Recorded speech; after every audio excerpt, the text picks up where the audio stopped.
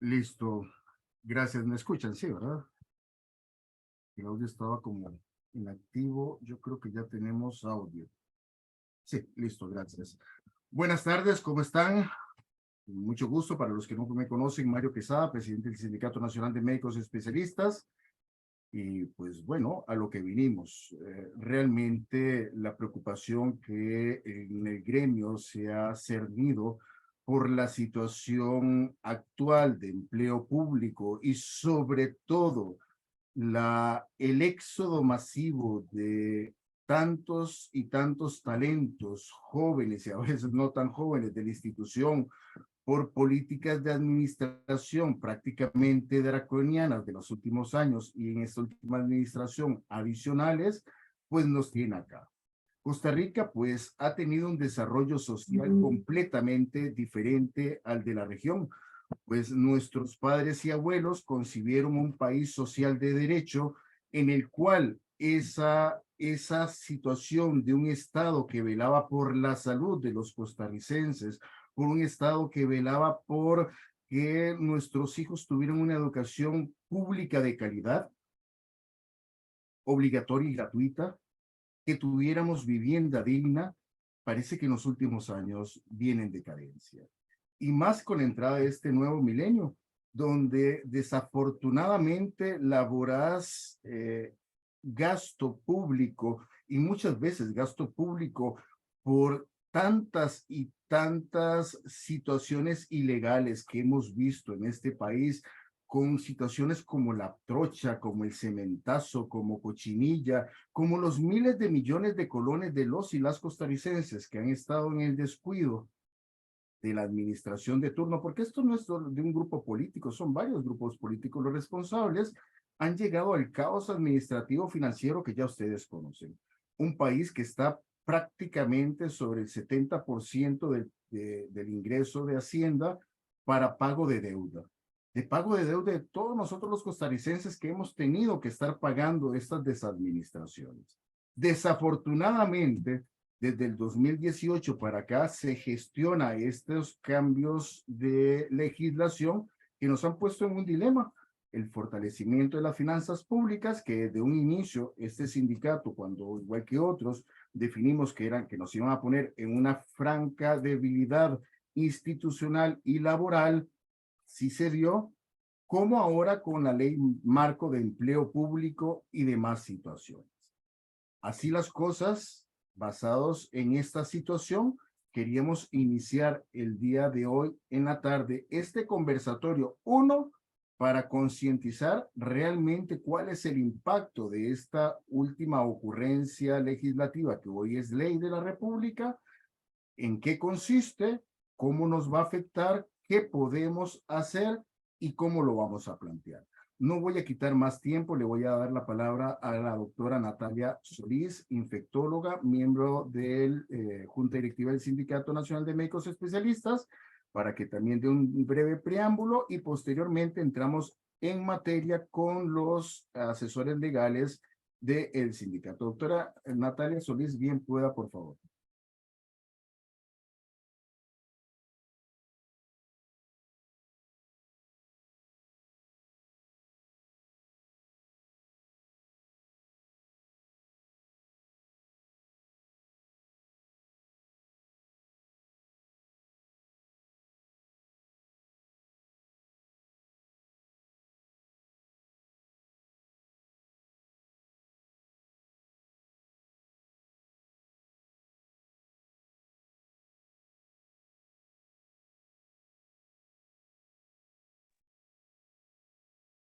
Listo. Buenas tardes. Básicamente, para igual no quitar mucho tiempo a esta introducción, lo que yo había preparado era una pequeña lectura como para buscar un poco de motivación y fuerza entre nosotros. Básicamente esto fue lo que escribí. Estamos en una coyuntura donde existe un malestar justificado por parte de los médicos residentes y los médicos especialistas. Nuestras voces han querido ser mermadas, mas no han sido silenciadas, pues se ha decidido establecer una alianza gremial que busca plantear y discutir proyectos y soluciones. Es el momento de detener el actuar de terceros que buscan de manera sistemática y calculada entorpecer nuestro quehacer y subestimar el impacto de nuestro ejercicio profesional al manipular datos, ignorar las malas condiciones económicas y de clima laboral en los médicos residentes y médicos especialistas. Es momento de contrarrestar esos shows mediáticos que promueven una cultura deshumanizante, convirtiendo al especialista en un recurso político y en el engranaje de la codicia de terceros. No hay inopia de especialistas, lo que hay es inopia de diálogo y justicia. En definitiva, los especialistas no se fugan, sino que buscan encontrarse con sus expectativas profesionales, familiares y de reto intelectual que los orientó inicialmente hacia la profesión responsable de la protección de la salud. Gracias.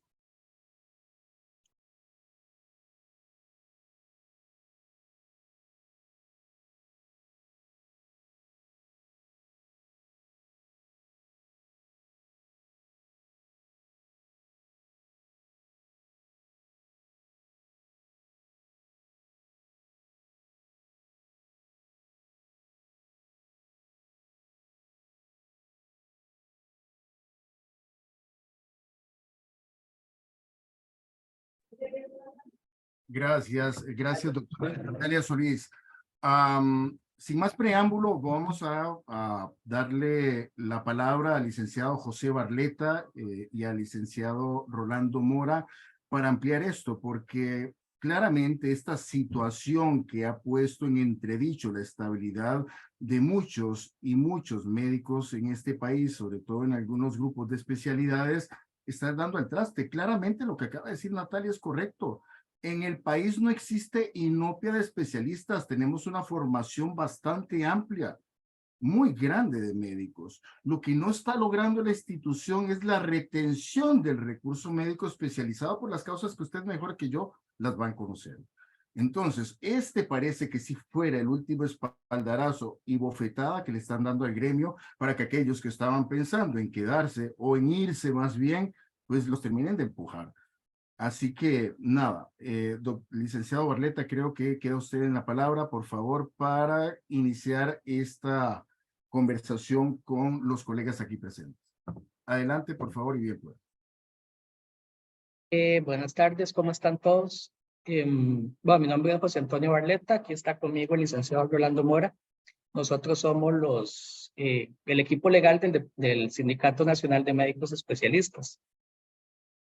La idea de este conversatorio es evacuar alguna serie de dudas que ustedes han ido transmitiendo a lo largo de estos días a nuestro sindicato y consideramos que tal vez esta era una forma apropiada de hacerlo, convocar como a un grupo importante de profesionales e ir evacuando las consultas e ir sacando dudas.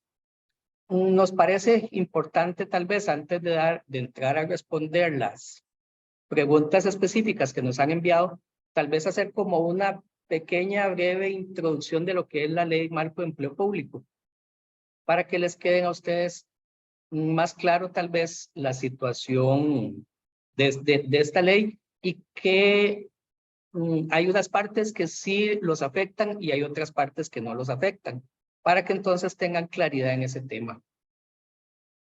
Esta ley nació como consecuencia del problema de la contención del gasto que siempre he querido, que se ha venido estableciendo en los últimos 2, 3 gobiernos, y que lo que establecen es que los salarios de los funcionarios públicos son muy altos. Entonces, al final de cuentas, y que tienen al estar calculados con base en anualidades, causaban un disparador del gasto muy grande.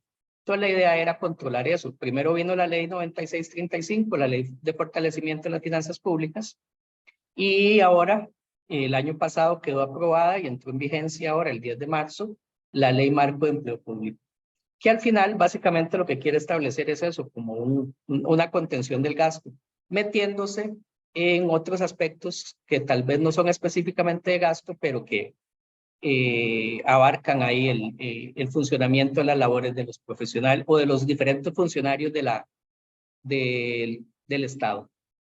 Entonces, aclarar primero que esta ley afecta en sus principios generales a todas las instituciones del Estado. Estado, llamémoslo en términos general, el Poder Ejecutivo, Poder Legislativo, Poder Judicial, las instituciones autónomas y las municipalidades. Lo que nos referimos a los principios generales, pero lo que es la gobernanza del empleo público, que es lo que está establecido en el artículo 6 y 7 de la ley, en el que se le da al Ministerio de Planificación la potestad de definir políticas salariales y de empleo público, eso solo afecta al Poder Ejecutivo.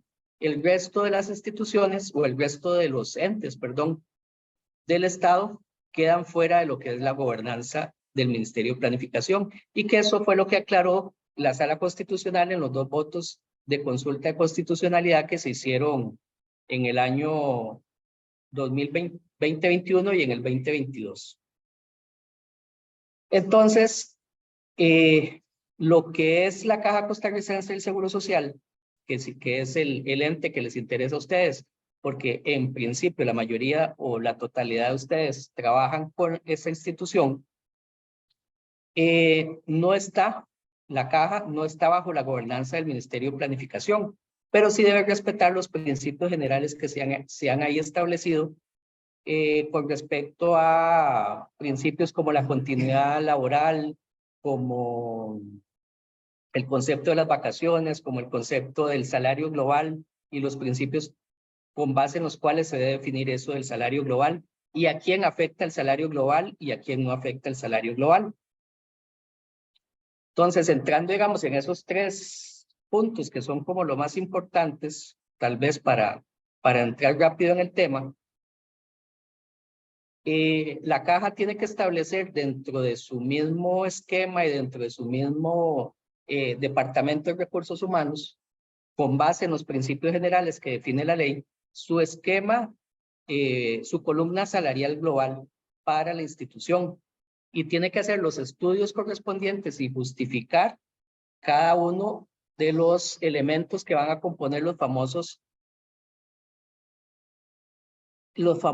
¿cómo se llama? Salarios globales.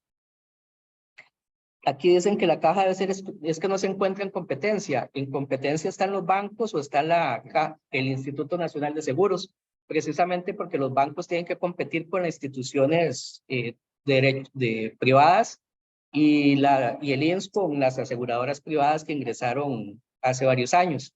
La Caja no tiene competencia y lo que tiene es la exclusividad con base en el artículo 73 de la Constitución Política en brindar los servicios correspondientes y asegurar las pensiones de todos los trabajadores. Entonces, la Caja tiene que cumplir con eso, pero no lo ha hecho hasta este momento. Y eso hace que crea una incertidumbre muy grande por cuanto no sabemos en este momento cuáles son los principios que van a regular el salario global de todos ustedes como trabajadores. Ahora, como ustedes ya son funcionarios de la institución, o la mayoría son trabajadores de la institución, el salario global no los va a afectar directamente en este momento. ¿Por qué? Porque hay un transitorio que establece que todos los trabajadores que estén brindando sus servicios en este momento no serán afectados por el salario global, sino que van a mantener su salario con componentes salariales tal y como lo tienen en este momento. La circunstancia es cuando se pierda la relación contractual con la institución. Pero ese es un tema que tal vez ahora el licenciado Mora, cuando vaya a iniciar con las respuestas de las preguntas, él lo va a desarrollar mejor para no quedarnos en ese tema. Digamos, ese es el punto con relación al salario global. El punto de las vacaciones también lo vamos a ver en las preguntas. ¿Y cuál era el otro elemento que habíamos dejado por ahí? También el punto de los permisos y los permisos y la gente que está... y la gente que está rotando, pero no sé si lo dejamos para otro poquito más adelante esas preguntas. Pero, o sea, que se nos abrió un micrófono y había un feedback aquí. Ahora, la caja tiene esa circunstancia que no tenemos todavía el salario global definido. Tiene que definir también lo que son los trabajadores exclusivos y excluyentes. ¿Qué significa eso? Que la Constitución Política define que hay ciertas instituciones o ciertos entes que tienen unas funciones definidas por ella. Entonces, ¿cuál es la función definida por la caja? Que es brindar el servicio de salud y el brindar el servicio de pensiones. Entonces, todo aquel trabajador que representa o que cumple con esos principios es un trabajador exclusivo y excluyente de la institución y por lo tanto queda excluido de la regencia del Ministerio de Planificación y va a seguir siendo regulado y controlado por los principios generales que tenga la institución, que tenga la caja. O sea, la normativa de relaciones laborales que tiene la institución se va a seguir utilizando en conjunto con la Ley General de la Administración Pública y todas las otras normativas internas que tiene la institución. Eso se debe respetar y se va a continuar. Ahora, este elemento de definir los trabajadores exclusivos y excluyentes tampoco ha sido resuelto por la Junta Directiva de la institución. No sé si ustedes han visto en los medios de comunicación que previo a la entrada en vigencia de la ley, muchas organizaciones emitieron criterios en los cuales decían que todos sus funcionarios eran exclusivos y excluyentes y que por lo tanto ninguno iba a ser afectado por la rectoría del Ministerio de Planificación. Entonces, ese es un elemento que está pendiente de resolver y que nos tiene también en una situación de incertidumbre a nosotros como sindicato y a ustedes como trabajadores de la institución. Obviamente, es lógico entender y tener en cuenta que ustedes como médicos y que brindan el servicio público de salud son funcionarios exclusivos y excluyentes y por lo tanto el Ministerio de Planificación no va a poder entrar a regular lo que son sus relaciones contractuales. Pero, volviendo a lo que les dije al principio, los principios generales que define la ley sí van a afectar un poco la relación a futuro.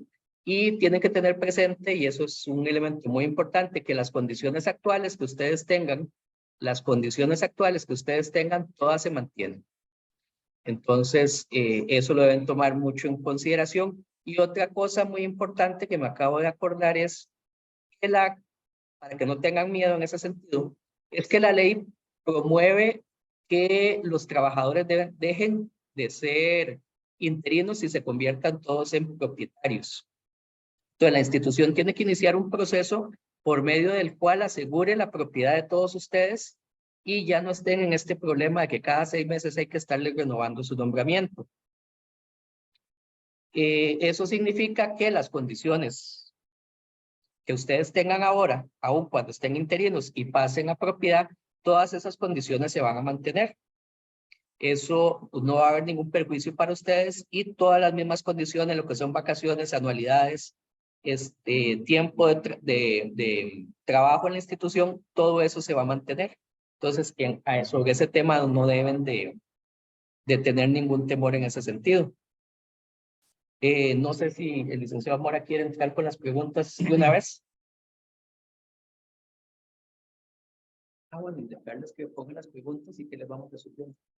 Sí, muy buenas tardes a todos. Bueno, la primera pregunta que tenemos aquí es sobre los residentes que salen en junio del 2023. Dice que firmaron un contrato de residencia que dice que es por 7 años y todavía están en vigencia el mismo, pero no saben cómo se aplicará la ley. Bueno, como explicó el licenciado Barletta, en teoría, ustedes como han venido bajo unas condiciones, esas condiciones se les mantendrían, más que ya son funcionarios de la institución, porque no hay que perder de vista que el residente no solo es estudiante, sino que también es un trabajador, ¿verdad? Que eso es un tema, por cierto, no está en lo vi en el chat, que preguntaron sobre lo que se está hablando ahora de aumentar lo del contrato de retribución y todo este asunto. Es un tema que estamos analizando también y que eso fue parte de lo que se dio la huelga en el 2010. En cuanto a esto, entonces quiere decir que se mantienen las mismas condiciones. Estuvimos analizando también de todas las preguntas, había unas similares y que hablan de que, por ejemplo, que terminan la residencia en X momento y que no saben qué va a pasar porque la rifa del servicio social es después, y en ese tanto nosotros también vamos a hacer el propio con la institución para que la institución tampoco haga, como se dice en derecho, se beneficie de su propio dolo. ¿En qué sentido? De que si pasan 30 días, que eso es una de las preguntas que vienen por aquí, si pasan los 30 días naturales sin nombramiento, el trabajador perdería los derechos, eso es lo que dice la ley. Sin embargo, al ser una condición que no es culpa del trabajador o no es achacable al trabajador, sino a la institución, entonces nosotros vamos a hacer todo lo posible con la institución para que eso no sea, porque sería como la institución, por su lentitud a la hora de hacer nombramientos y todo esto, estaría perjudicando a los trabajadores y eso tampoco se vale. Aquí dice otra pregunta es, personas trabajadoras que habiendo trabajado para la Caja Costarricense del Seguro Social o para otras instituciones del Estado antes del 10 de marzo de 2023 tengan una interrupción igual o mayor a un mes calendario 30 días y reingresen a laborar a la institución después de esa fecha. En ese caso, bueno, sí se les estaría aplicando esto de los 30 días naturales. Sin embargo, hay que hacer la salvedad también que dentro de una acción de inconstitucionalidad que se está presentando en contra de la ley, que el SINAME la va a presentar, este es un tema que se va a tocar porque aquí existe una desproporcionalidad, así lo hemos analizado nosotros. ¿En qué sentido? Por ejemplo, cuando un trabajador deja de trabajar para una institución o para un patrono, tiene hasta un año para reclamar los derechos. Y aquí simplemente con el paso de 30 días naturales, que es un periodo muy corto, ya perdería todos sus derechos. Entonces hay un desbalance, ¿verdad? Una desproporcionalidad, que eso es parte también de lo que vamos a tocar en ese recurso de amparo. En esa acción de inconstitucionalidad. Cuarto, en el periodo de pausa entre residencia, servicio social o servicio social retribución, como suspensión de continuidad laboral.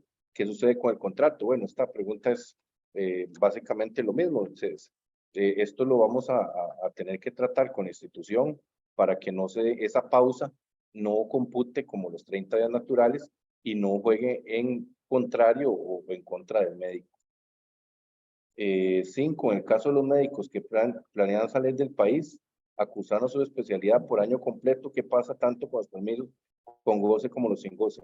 Bueno, en ese caso no habría problema. No habría ningún problema. Si está el permiso otorgado. Si el permiso está otorgado por la institución, ahí se mantiene la continuidad laboral y todo esto. Ahí no habría ningún problema para el médico. Otra de las preguntas que nos hicieron.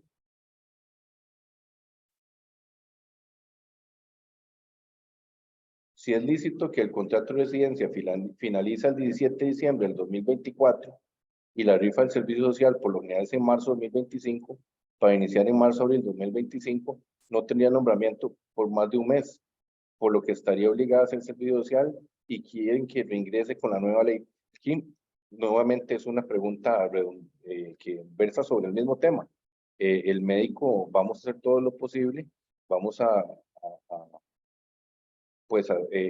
llevar este tema a la institución, porque aquí no sería justo que al médico se le castigue por una situación que es meramente administrativa del instituto, de la propia caja. No sé si quiere continuar con las otras. Pues si quieres, yo estoy contestando las... Ok. Esta otra dice, soy especialista en ortopedia, en agosto inicio una subespecialidad en la caja UCR, en el entorno de la nueva ley de empleo público, a mí me cambian las condiciones, me afecta el salario global. No, en realidad no, seguiría bajo las mismas condiciones. Así está estipulado en la ley. 8, actualmente estoy haciendo el fellow de hematología pediátrica, por lo cual, por ser fellow, me encuentro nombrada en una plaza G1 de médico general, aunque haya sido requisito ser especialista para poder entrar al posgrado de hematología pediátrica.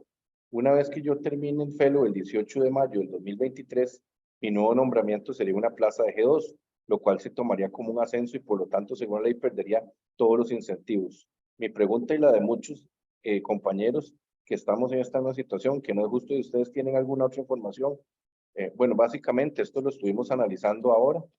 En realidad, el G2 no es un ascenso, sino que es una categoría médica. Ascenso sería una jefatura. En este caso, por ser una categoría médica, no estaría perdiendo ningún derecho ni los incentivos, porque de hecho ya la persona viene realizando las funciones de un especialista, solo que en la plaza de un G1, ¿verdad? La otra pregunta sería, soy especialista en medicina interna. Este febrero de 2023 cumplí 10 años de trabajar para la institución, con lo que actualmente eso conlleva monto de antigüedad y los 30 días de vacaciones. Termino mi residencia en nefrología en octubre del 2023. Sin embargo, dado lo históricamente de lo que viene la rifa de servicio social, sería en febrero o con suerte una extraordinaria. Me preocupa salir el 23 de octubre sin nombramiento y por culpa de ese atraso, para nada debería la institución procurar continuar el nombramiento. Sí, básicamente es la misma pregunta sobre la continuidad, lo que hemos venido señalando. Aquí otra pregunta.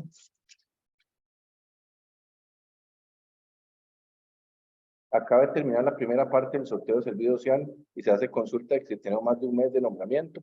Es exactamente la misma duda. Pregunta, cada vez que se cambia de número de plaza al terminar el servicio social de retribución, se firma un contrato nuevo. ¿Eso haría que uno firme como empleado nuevo? No, en realidad lo que hemos venido diciendo, se mantienen los derechos ya adquiridos previamente, antes de la entrada en vigencia de la ley.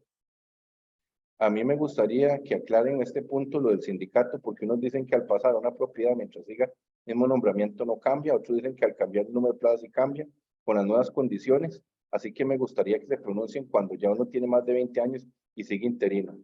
Esta pregunta es similar a lo anterior, pero tiene un componente. La persona interina, recordemos que tiene una estabilidad dentro del trabajo, que igual ya ha adquirido una serie de derechos y a la hora de que entra en propiedad se le tienen que respetar todos esos derechos. Así es como lo hemos analizado nosotros y eso en base a la ley y en base al tema de que la ley no va a afectar esos derechos laborales, salvo los que ya se han dicho, no va a afectar los derechos en general del médico. En el caso de disponibilidades médicas que se establece por reglamento, eso, disponibilidades, guardias, todo eso, en realidad no va a variar porque eso está establecido por reglamento y ya es una jornada, pues es un pago diferente. Y eso ya tiene sus fórmulas de cálculo y todo, y en ese sentido no variarían. Variarían en el tanto, las personas que tengan un salario global, se les tomaría ese salario global para calcular. Sin embargo, es las mismas fórmulas. Vamos a ver.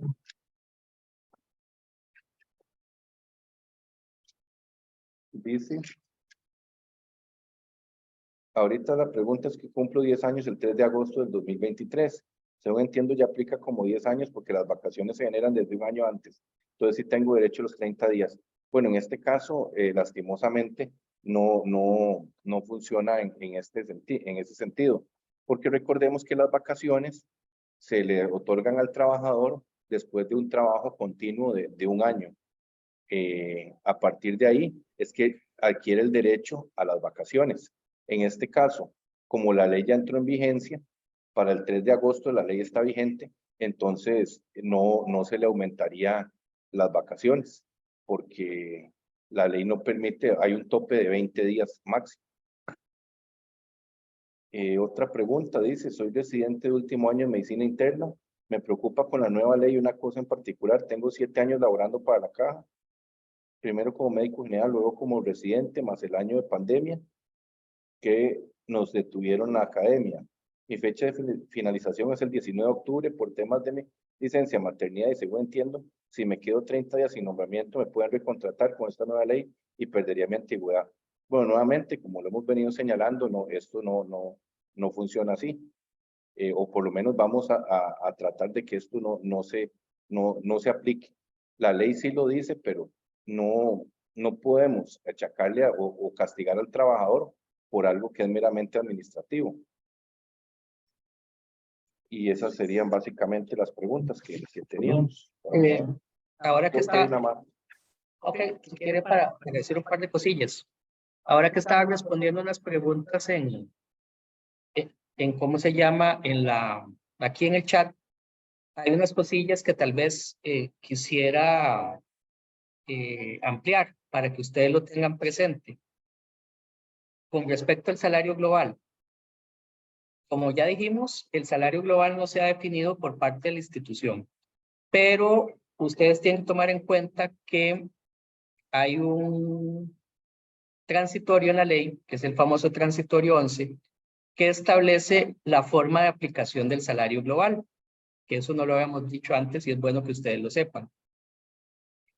El transitorio 11 define una situación muy particular. Si un trabajador está ganando menos que el salario global que se defina para su puesto, o sea, si se define que para el G2 el salario global es 1,5 millones, por decir un monto, ¿verdad? Nada más para aclararles a ustedes. Y ustedes o alguno de ustedes está ganando en este momento 1,200,000, el salario de ustedes no va a subir a ese 1,5 millones del salario global, sino que tiene que subir con base en las anualidades o los componentes salariales que ustedes tienen paulatinamente hasta que alcance ese 1,5 millones. Entonces, no sabemos cuánto es ese plazo que va a demorar en subir el salario de ustedes al salario global.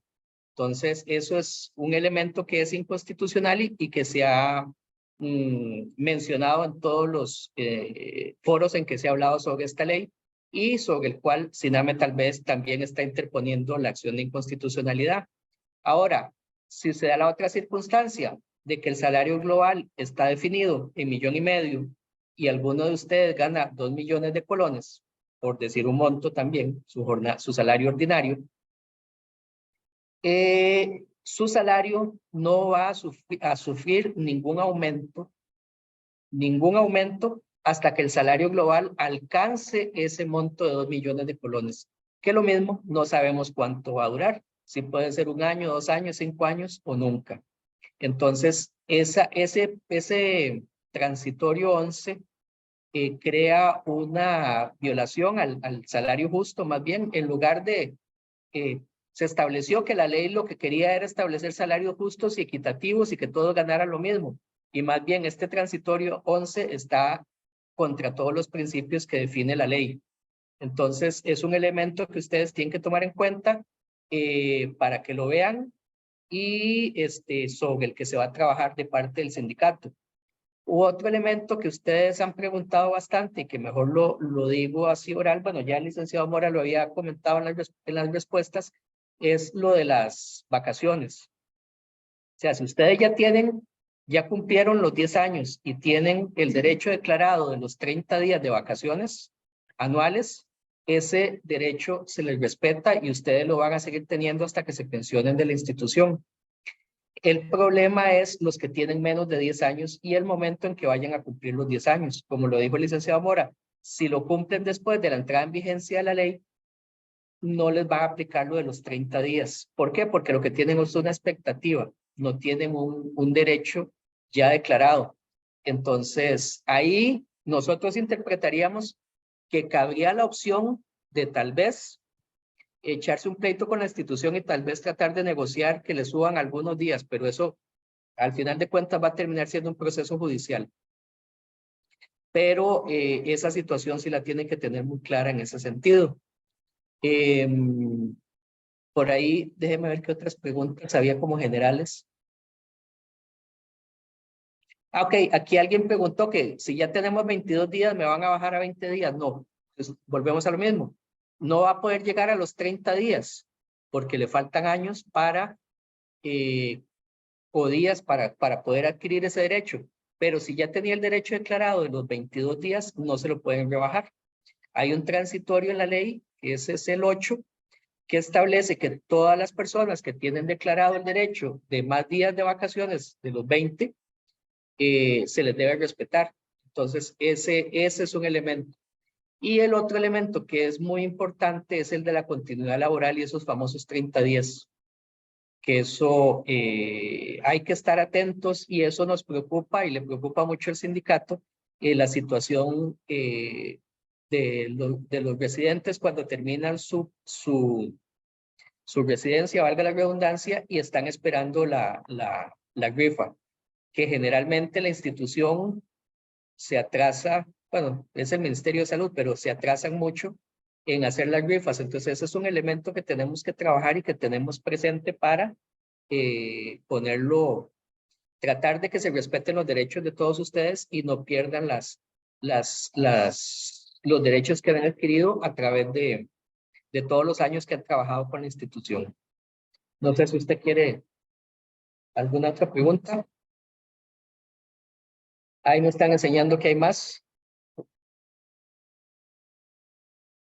Más bien, perdón que me interponga en este momento, porque son muchísimas las preguntas que hay en el chat. Vamos a tratar de responder todas o por lo menos la mayoría de ellas, pero para que apunten ahí, ahorita los pongo, el chat del sindicato, perdón, el email del sindicato es sinamecr@gmail.com, sinamecr de Costa Rica @gmail.com. Si alguno de ustedes no se les ha podido responder la consulta de forma apropiada, lo pasan por el chat, por el correo del sindicato y a la a la brevedad posible estaríamos respondiendo, porque hay muchísimas preguntas al respecto. Adelante, licenciado.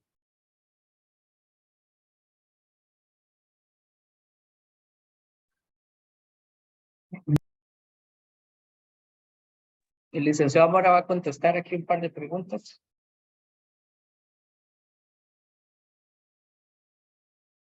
Ya, sí, eso, ya.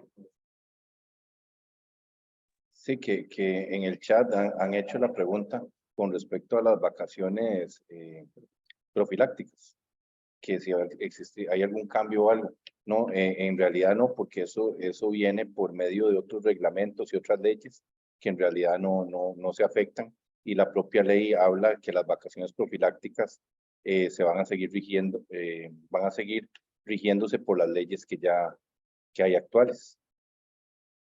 Entonces, para los que tienen esa duda. Aquí voy a responder un par de preguntas. Aquí hay una en relación a que dice una persona, si alguien está trabajando en el Ministerio de Salud, que es sector público, y se pasa a la caja, sector público, ¿le pueden reconocer ambos periodos? Sí, es el principio de patrono único. Entonces, si alguien trabajaba en el Ministerio de Salud y se pasa a la caja y después se pasa al Poder Judicial y después se pasa a una municipalidad, por decir algo, todo ese tiempo que he trabajado en las instituciones públicas, se le acumulan. ¿Por qué? Porque es el principio de patrono único. Entonces, las anualidades, bueno, la cantidad de años que han ido trabajando y los beneficios que haya ido adquiriendo, bajo ese principio, se le mantienen. Ahí alguien preguntaba sobre, Carolina, ¿cuál era?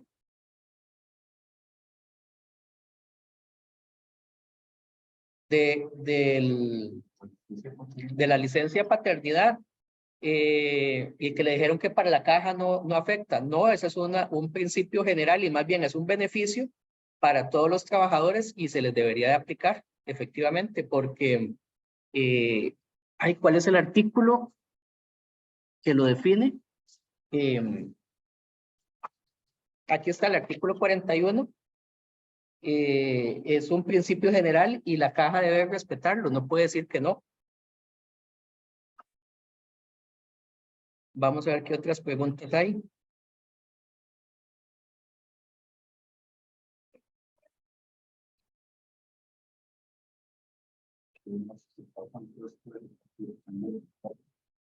Sí, ahí sí. Hay una que pregunta si se cambia a jefatura. Ahí sí hay un problemilla. ¿Por qué? Porque si la jefatura eventualmente tiene un salario global definido para ese puesto, y entraría usted como un trabajador nuevo para ese puesto, entonces ahí sí podría afectarle y entraría en las condiciones de salario global. Sí le tendrían que respetar lo que es las anualidades, si ya tiene más derecho de vacaciones de los 30 días, esas condiciones sí se le tendrían que mantener, pero sí podría entrar en el asunto del salario global. Entonces es un elemento que tiene que tomar en cuenta.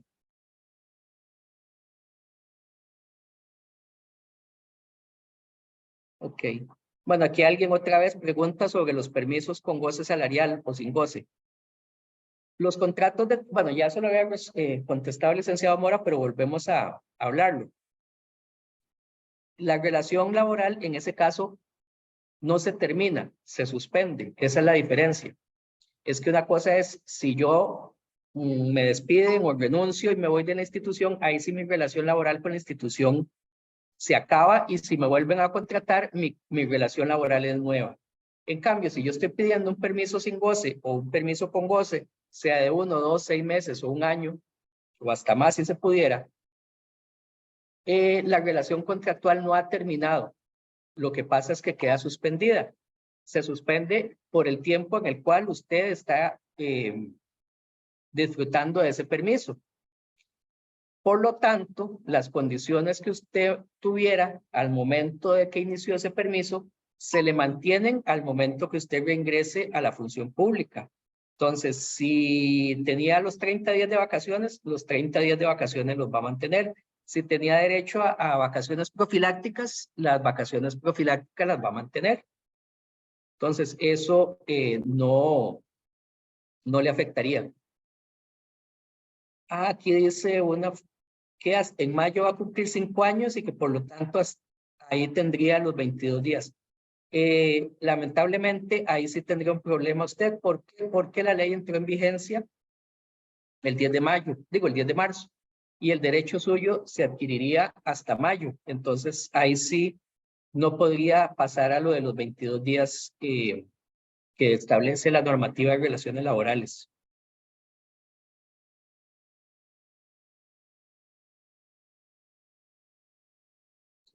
Dice aquí, mi hermano termina residencia en agosto, pasaría a ser especialista en servicio social, ¿le cambiarían las condiciones? No, se mantienen siempre y cuando, acuérdense de los 30 días, ¿verdad?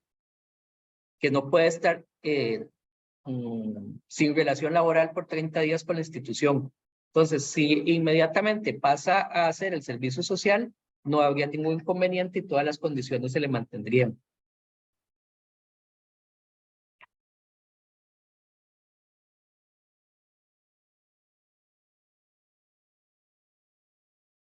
¿Qué más?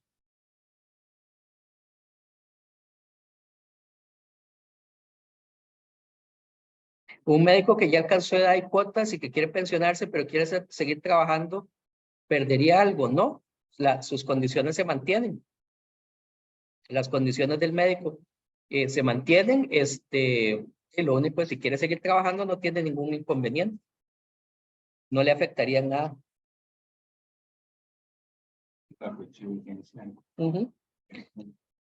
Aquí preguntan cuándo se va a aplicar los nombramientos en propiedad. Según la ley, tienen un plazo de 1 año para establecer todo ese procedimiento internamente dentro de la institución. Entonces, le van a tener que correr durante todo este año porque al parecer no han hecho nada para definir bien los modos de realizar los concursos y definir ya que ustedes queden en propiedad. Otra cosa importante también, cierto, que no lo habíamos mencionado, es que dentro del establecimiento de la escala salarial que les tiene que hacer la institución a ustedes como médicos, deben de tomar en cuenta las mismas condiciones que establece la ley 6836. Esta ley, aun cuando mucha gente ha dicho que está derogada, no está derogada, la ley se mantiene, la ley está vigente, no ha sido derogada tácita ni expresamente por ninguna normativa posterior. Y como es una ley especial que rige a un determinado grupo de funcionarios, se debe indicar específicamente que se le afecta y en ninguna parte de la ley de empleo público se ha dicho nada sobre la ley. Lo mismo cuando se hizo o se promulgó la ley 9635, la ley de fortalecimiento de las finanzas públicas, y que se hizo algunas modificaciones en la ley de salarios de la administración, tampoco se hizo referencia a la ley. Entonces, la ley está vigente, los derechos que la ley otorga están vigentes. El problema es que con la ley 9635 se nominalizaron las anualidades. Pasaron de ser porcentuales a ser nominales y entonces eso es lo que los está afectando a ustedes. En ese sentido, SINAME estableció una acción de inconstitucionalidad hace 4 años precisamente contra esa nominalización, diciendo que en la ley especial que define el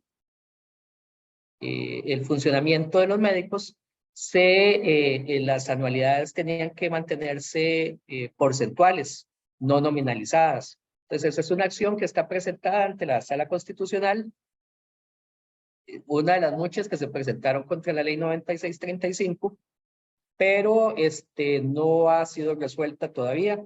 Estamos teniendo problemas porque los magistrados que les corresponde resolver dicen que lo que estamos impugnando podría afectarlos a ellos, entonces están nombrando magistrados suplentes, entonces estamos en ese proceso, pero ahí va, ahí se está manteniendo la lucha en ese tema. ¿Si quiere, diga usted? Sí, aquí que hay bastante gente que está preguntando sobre lo de las vacaciones, que cumplen el periodo después de la entrada en vigencia de la ley. Sí, la ley es una vez que la ley entra en vigencia y las vacaciones, por ser una expectativa, como dije antes, es después de cumplir el periodo de trabajo. Entonces, por eso es que, aunque sea, si la ley entró el 10 de marzo en vigencia y usted cumple el periodo del 11, ya no le aplicarían los días. Y hay algo muy importante tal vez que quería comentarles. En las oficinas de recursos humanos, muchas veces en los hospitales, tenemos hospitales que son muy sui generis con los recursos humanos, áreas de salud, se van a estar presentando problemas con la aplicación de la ley y va a haber gente con interpretaciones leguleyas, si se puede decir, en contra del trabajador, ¿verdad? Porque la gente de recursos humanos trabaja casi que en contra de los trabajadores. Entonces es importante que ustedes estén en contacto con el sindicato para cada caso particular que se vaya dando sobre esto, nosotros poderlos acompañar y resolver esas situaciones bajo el marco de la legalidad, ¿verdad? Y si no, interponer las acciones legales que sean necesarias. Porque si se van a estar dando, hay mucha duda porque la ley no es clara, la ley tiene muchos hierros. Vea que el mismo gobierno hasta inventó una nueva mesa de diálogo para ver cómo se reforma la ley, porque ellos saben que la ley tiene demasiados errores y tiene demasiadas cosas que con la aplicación van a ir dando problemas. Y como les digo, en la caja, las unidades de recursos humanos son muy dados a este tipo de situaciones en contra del trabajador o de aplicar las leyes en contra del trabajador. Entonces, estar en contacto siempre con nosotros, hacernos llegar todas las dudas y consultas cuando Recursos Humanos quiera aplicarles algo pues en contra de la ley. O si tienen una duda de cómo se está aplicando algo, también con mucho gusto, para eso estamos.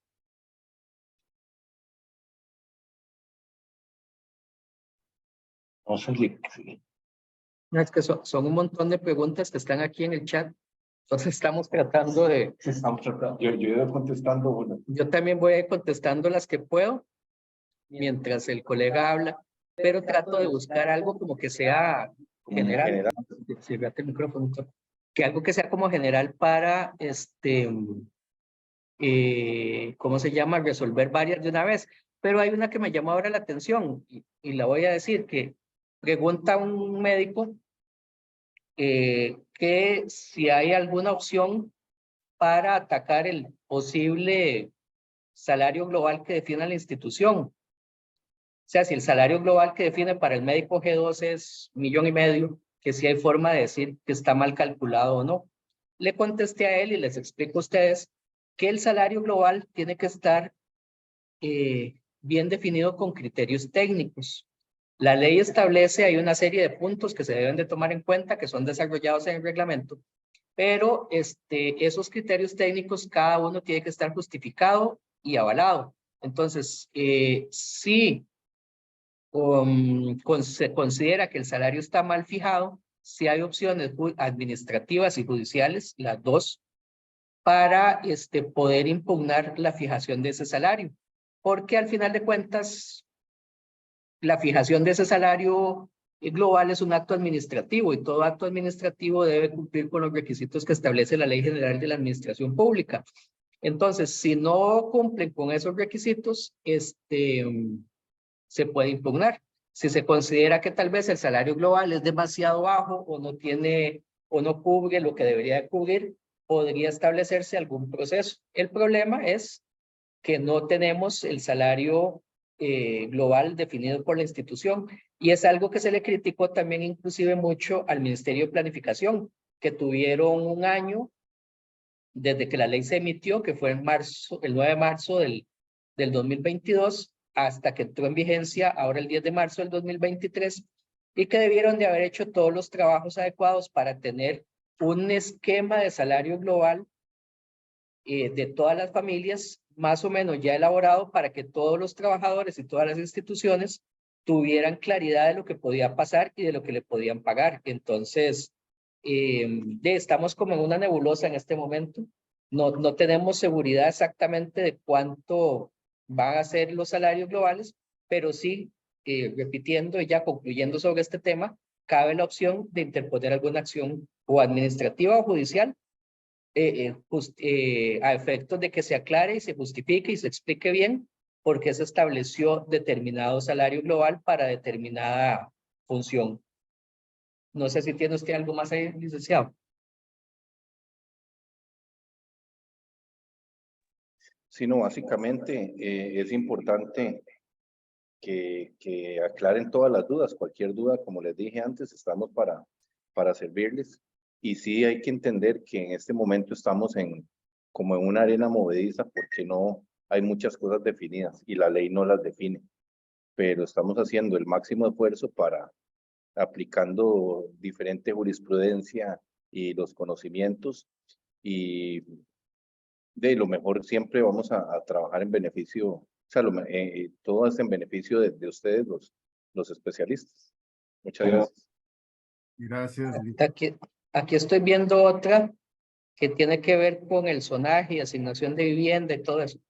El salario global elimina todos los componentes salariales que podía tener el salario de ustedes y fija un monto X para que se satisfagan las necesidades de ustedes. Ahora, ya la institución venía desde hacía tiempo, o viene desde hacía tiempo, porque lo hemos visto, tratando de eliminar el pago de estos componentes, porque están entrando en la idea de que antes se daban para tratar de convencer al médico de que llegara a ¿cómo se llama? A esas zonas, pero que si ya se establecieron ahí, entonces no lo van a no lo van a seguir pagando, pero más o menos por ahí va el tema, eso para que lo tomen en cuenta.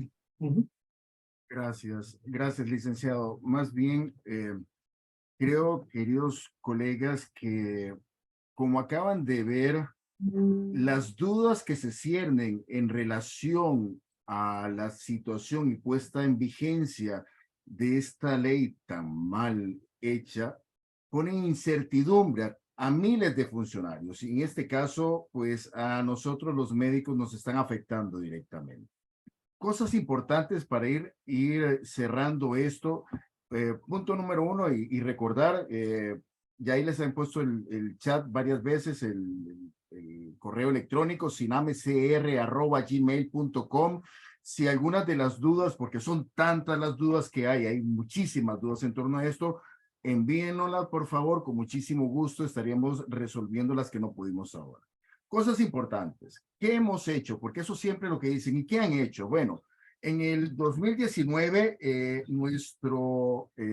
nuestros abogados presentaron una acción de inconstitucionalidad a la ley de fortalecimiento de las finanzas públicas, porque definitivamente afectaba el buen desempeño, como ya lo hemos visto, ya hay muchísimas instituciones que han aclarado qué tanto les están afectando en esa inversión social, inclusive en excedentes que ni se logran pasar a donde deberían estar, que es a la población, y el Estado tampoco los puede ejecutar por esta situación.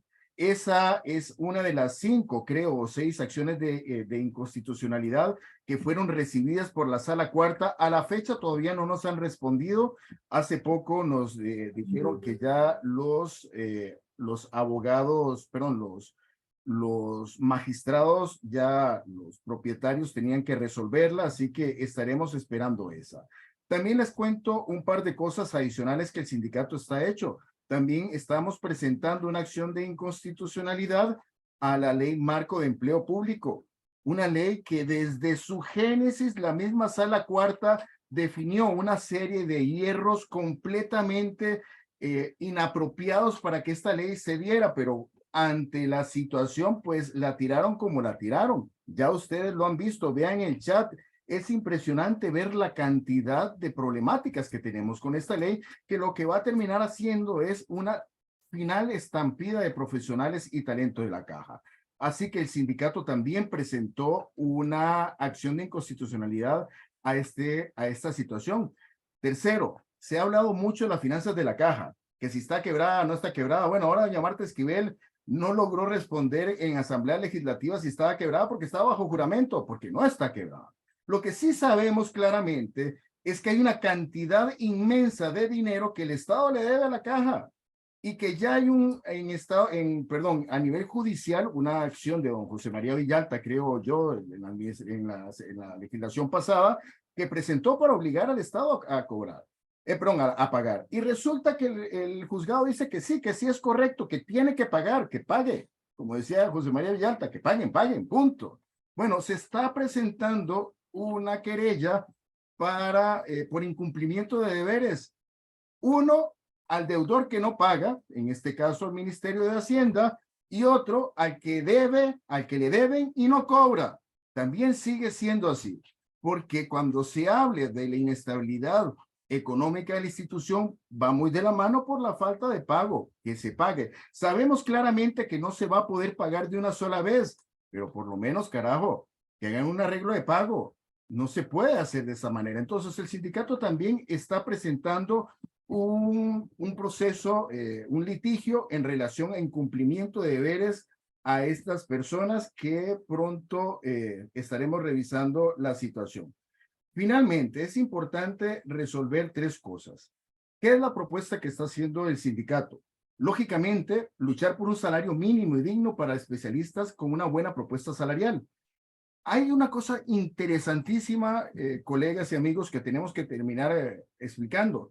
La ley 6836 no está muerta, chicos, y recuerden que la ley 6836 es una ley especial, siendo que la ley de empleo marco, de empleo público y la ley de fortalecimiento de la finanza son leyes generales, lo que implica que la ley 6836, al estar viva, muchas de estas cosas que estamos viendo no deberían de estar incluyendo al gremio médico y al sector salud.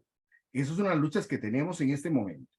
Si bien es cierto, no es una ley perfecta, pero es una ley que funcionó por muchos años para mantener la estabilidad, la cual estamos perdiendo. Así que recuerden, la ley está viva y es uno de los argumentos que los asesores legales están presentando actualmente.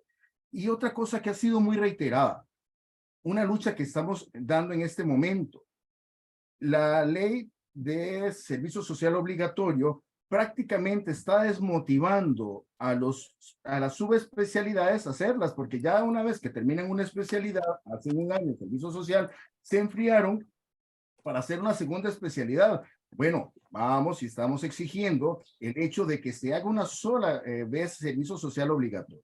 Ahora, ¿cómo lograr esto, muchachos? Porque esto solamente, este conversatorio tenía la idea básicamente de evidenciar tantos y grandes fierros que tienen esta ley, ¿ok? Pero la cuestión ahora es que tenemos que cambiar varias cosas.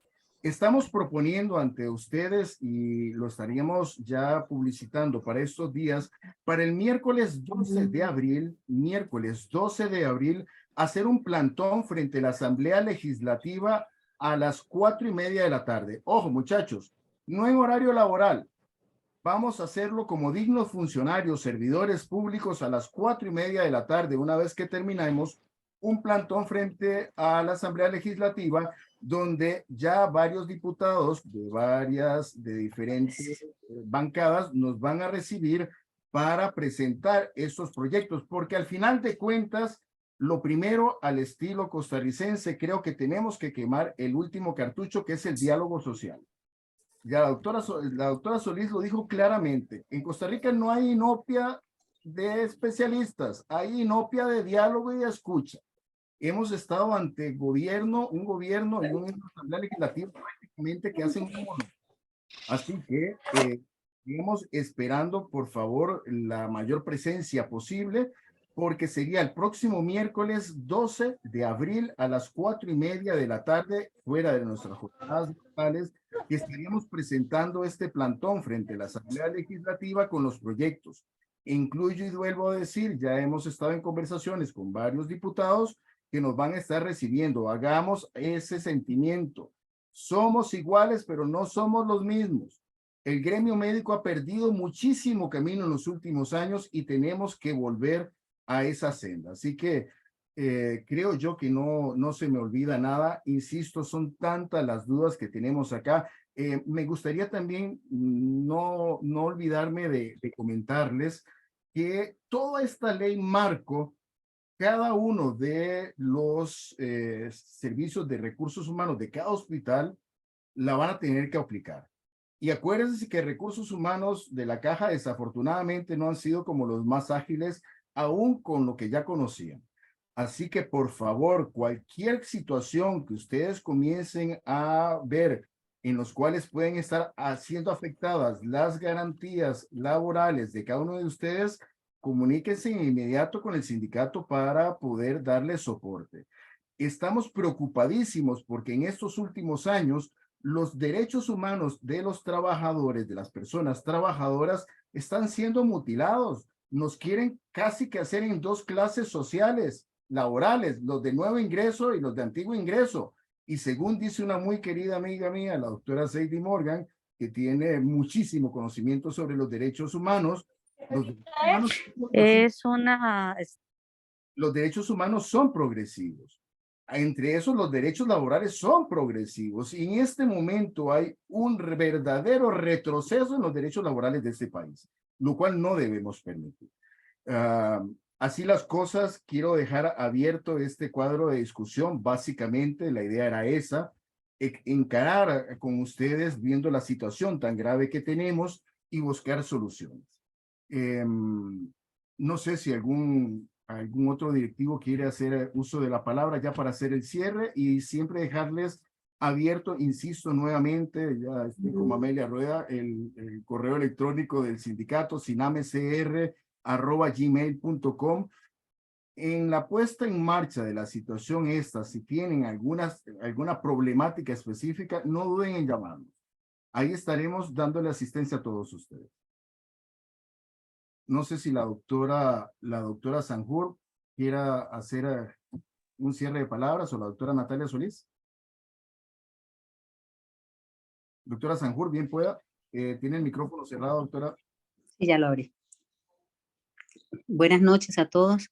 Bueno, este va a ser un termómetro que vamos a tener para ver realmente cuánto apoyo vamos a tener de los especialistas y los residentes, porque recuerden que un sindicato solo no puede hacer nada. Nosotros como junta directiva somos 7 personas nada más y podemos hablar mucho e ir a hablar con gerentes, con diputados, como les expliqué en el chat, pero solitos no podemos hacer nada. Lo podemos hacer y todo lo podemos lograr con el apoyo de todos ustedes. Todos juntos, como les he dicho siempre, podemos hacer un montón de cosas. Solo nosotros no podemos hacer nada. Así que los esperamos el día del plantón para ver si realmente estamos dispuestos todos a luchar por nuestros derechos. Buenas noches.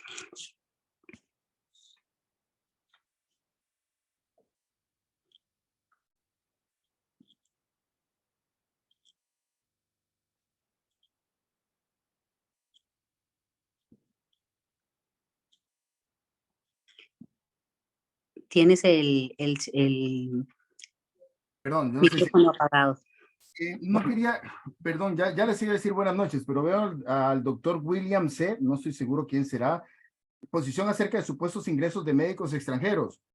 Doctor, no hay escasez de especialistas, lo que existe es una desadministración que está obligando que algunas especialidades específicas tengan tal vez algunas carencias en algunas áreas.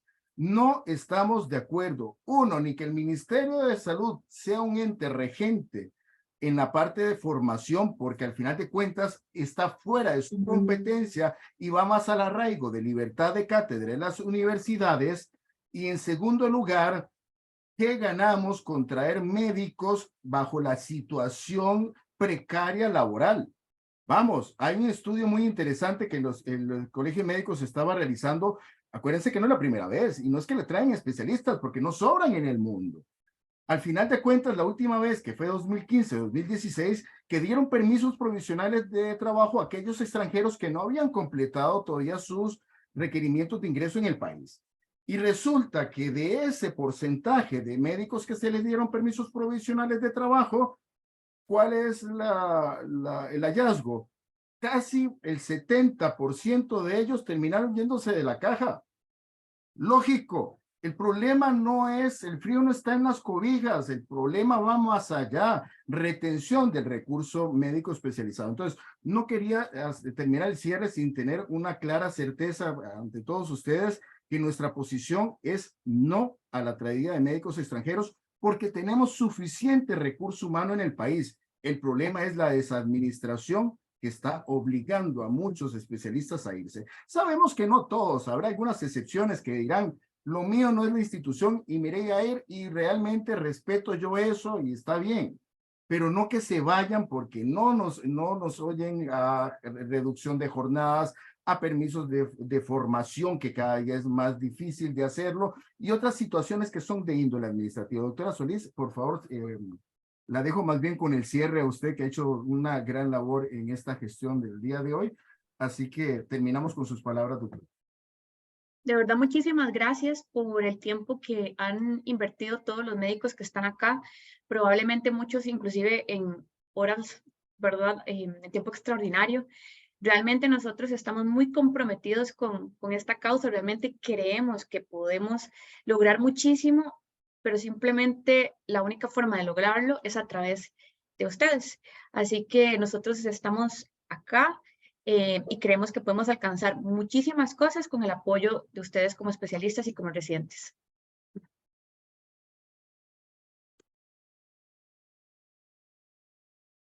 Gracias, doctora. Qué pena, ya estoy nuevamente.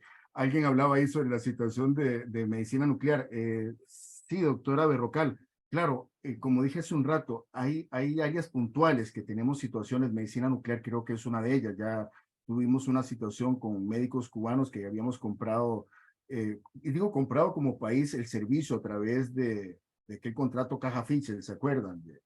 De médicos nucleares que le pagaban una gran cantidad de dinero al Estado cubano y a los muchachos, a los médicos, esto les pagaban como 30 o 60 dólares.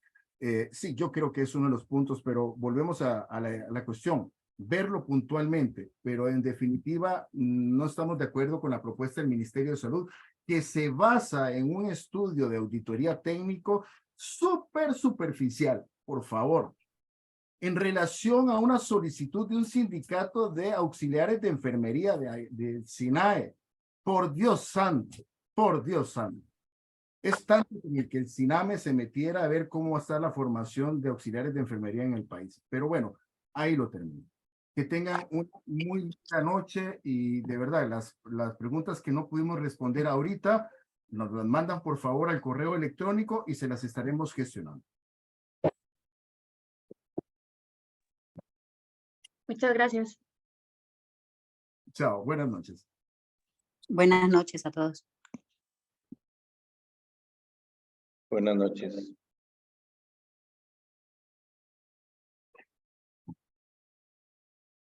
Y que sea más violento, ¿no?